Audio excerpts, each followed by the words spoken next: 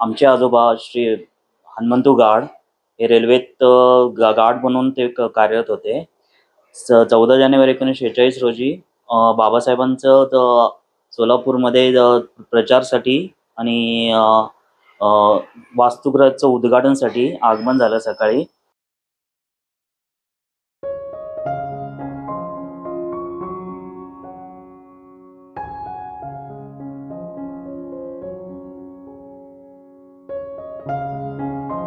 त्यांना निवासस्थानी circuit house वगैरे काही नव्हतं आपल्या इथे तेव्हा.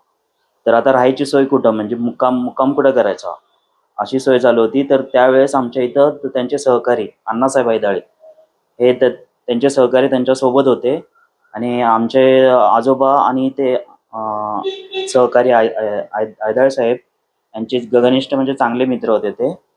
मग हैदाळे साहेबांनी आमच्या आजोबांना म्हणजे विचारलं, तर आमच्या आजोबांनी त्यांना हो म्हणून त्यांना सकाळी 8 वाजता काहीतरी मेल येते, त्या गाडीने त्यांचं आगमन झालं होतं.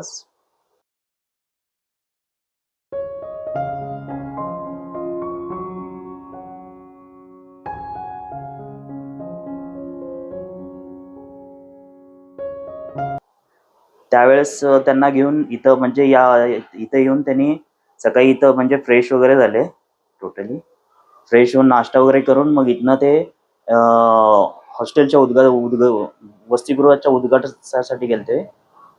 मग तिथनं ते प्रचार सभेसाठी जाऊन तिथनं पुढे मोहोळ पंढरपूर या मार्गाने ते प्रशस्त झाले.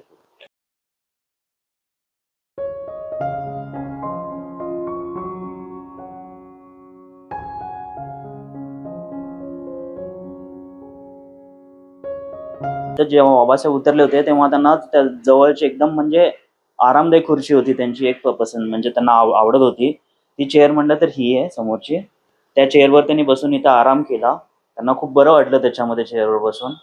त्यानंतर ते फ्रेश होऊन जे त्यांनी काय म्हणजे नाश्ता भोजन वगैरे केले असतील त्यावेळेसचे पण साहित्य आम्ही इथं जतन करून ठेवले आहेत.